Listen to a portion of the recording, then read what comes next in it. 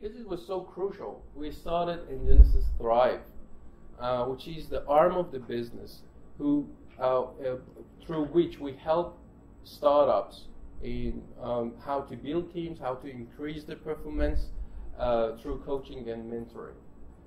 Recently, we launched a tool named Aurora that John is going to give you a little bit of information about it, which is a being profile test. Every human being has different ways of being, and with this tool, we measure 12 different aspects of being, so that then we can work on the areas that that particular person or a team requires training. It didn't take long for me to come to a realization that the model of trying to just pay for talents and exchange their services just does not work. You think about getting the top soccer players in the world and just putting them in a team.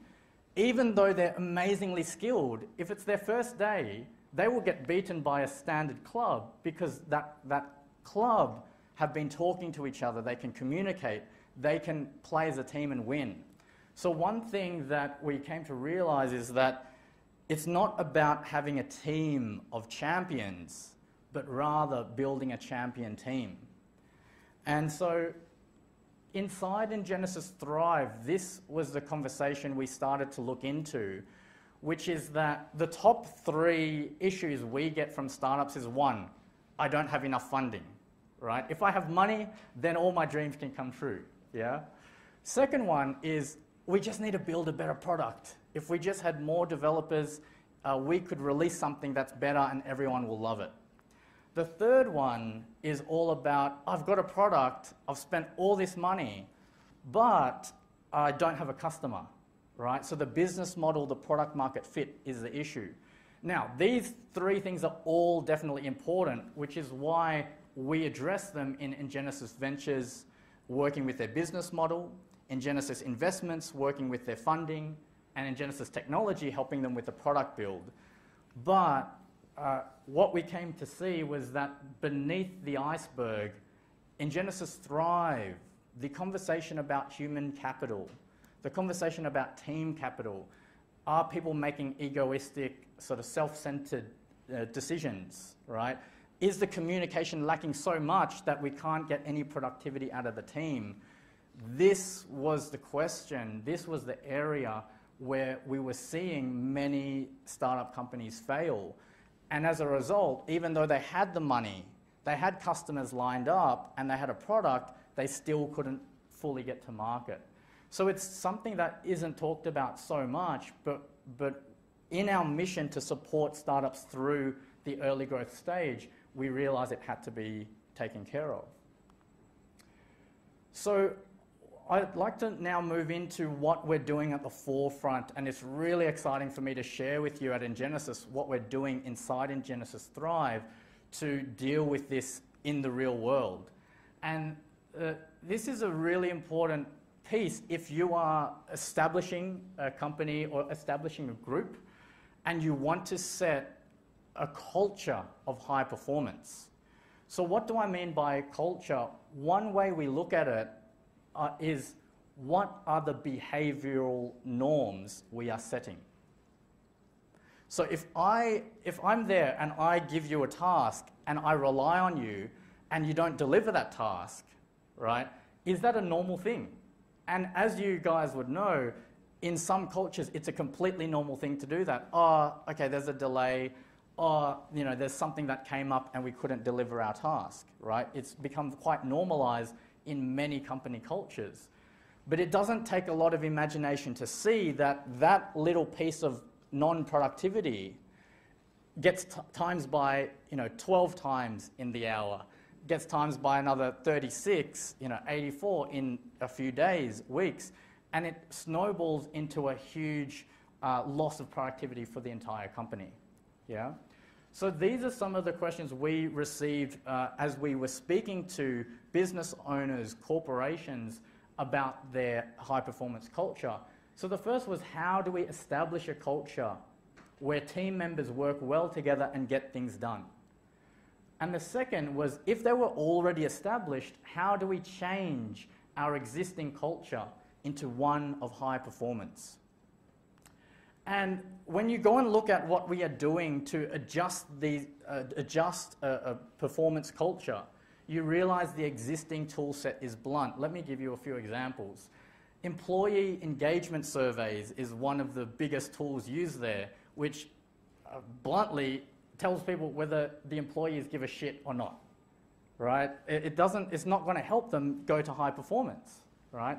Another one is all about 360-degree reviews, yeah? So there are all these things, but when you zoom out, you realize that none of them are designed to actually move a company into a high-performance company culture.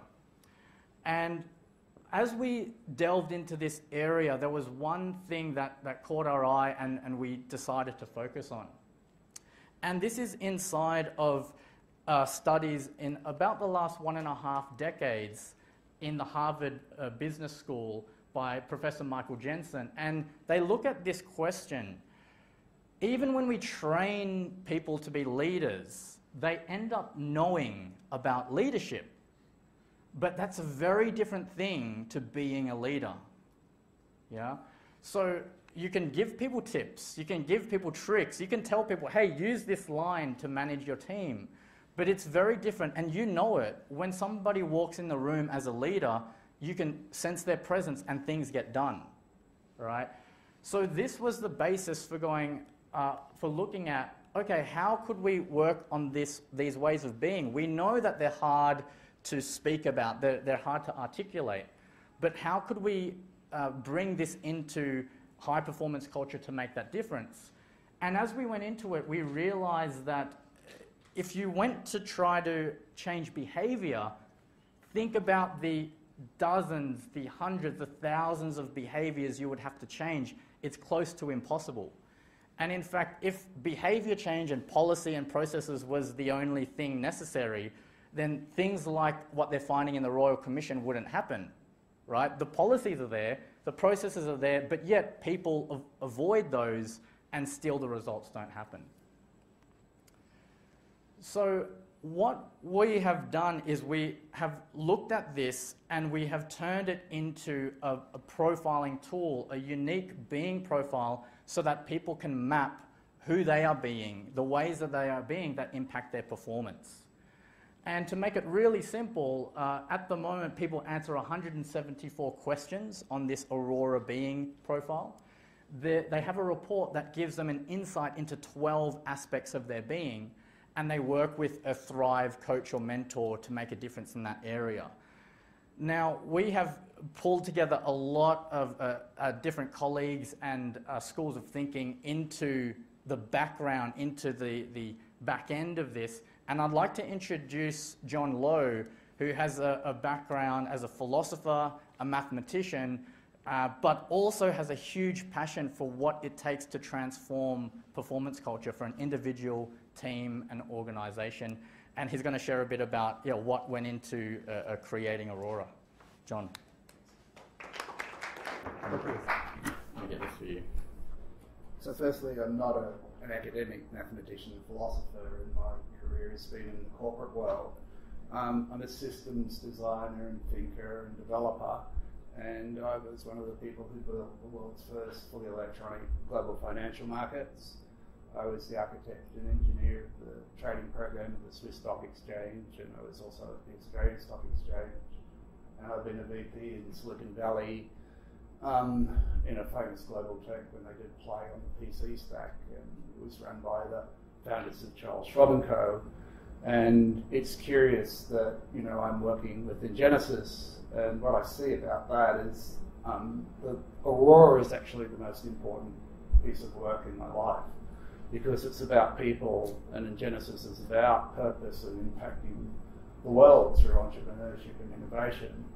And one of the key things about that is, like Ashkan and Aria talk about human capital, like to understand and to empower people. We've designed Aurora to provide an insight into, like a mirror into your soul or psyche. And like this is a tremendous problem. And it's at the intersection of data and mathematics and philosophy, the type of philosophy that deals with being, like ontology and phenomenology, and also psychology. And so one of the things that we did, the first problem in this, I'm going to talk about from a designer's perspective. One of the first problems of this is to get ways of being, such as peace of mind, which occur as very fuzzy concepts, like everyone wants peace of mind, and it's somehow elusive. And we're saying we're going to measure it. So the first challenge that we had is getting tight, rigorous definitions. And Aria mentioned Harvard Business School. Michael Jensen founded the markets unit at Harvard Business School, and he's become a transformational leader and runs courses on being a leader worldwide. They rigorously defined 4 ways of being that we've used. And they are integrity, responsibility, authenticity, and being up to something bigger than me. Now that being up to something bigger than me is something that drives entrepreneurs and innovation. And it's therefore important to be able to measure that. And so some of the other ways of being that we've measured, like were peace of mind, and we've researched those as well. And so across the board on the 12 ways, we've got rigorous definitions. The next thing about it is to think of ways of being, like your peace of mind, like it's not measured in isolation with you being alone. Like being is being there, being in the world. And one of the most famous philosophers, Martin Heidegger, came up with that term, like being there. So the there is wherever you find yourself in the world, like in your workplace, in your relationships, like with children, with parents, in sport, in social situations. And they're all correlated. Like you can't have high performance in organisations, in startups, if your being is out and you're, say, upset in a relationship, like it actually impacts performance. And so we've actually set out to measure that. And some of the things, the ways that we measure that is, so the Continental School of Philosophy and Psychology and Psychiatry deals with anxiety and fear. So one of the things that we do is we measure the impact of anxiety and fear on your expression of ways of being. So one of the ways is actually self-expression. If you're afraid, you're going to be suppressed.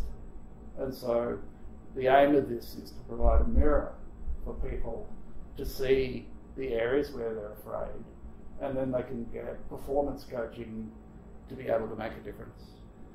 And so some of the other things that we measure is how much you care. Like caring about something really makes a difference to the outcome. And if you're engaged in an organisation where your people don't care, like they're in it for financial reward or they're in it for personal agendas, then it's probably not going to work. And then another mood that we're calling it is anxiety, and Martin Heidegger called that anxiety the dark queen of moods. So anxiety is sort of that nebulous thing which nags at you that all people have, like worry, and we set out to measure that. Now the end game of this is to develop an app that it's like a pocket oracle where it interacts with you, that it discovers your ways of being through the interaction and then works out your patterns of success and failure and then begins to forecast what's going to happen for you as a way to empowering you. So thank you for your time. Thank you so much, John. Excellent. Right.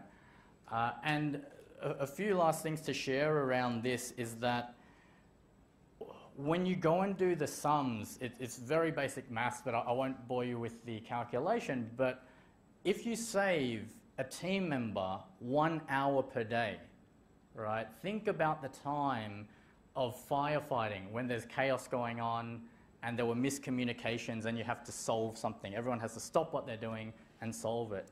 Things like poor communication, that you've gone and done work that shouldn't have been done, right? If we save 1 hour a day, by the time we've hit 8 people, a team of 8, for all of them, then we actually could have funded 1 additional person on our team, all right? So it's a very real thing. These little things that often go unnoticed make a big difference, especially to a young startup's performance, where they are literally missing out on additional team members because of the inefficiencies in how they're dealing with each other.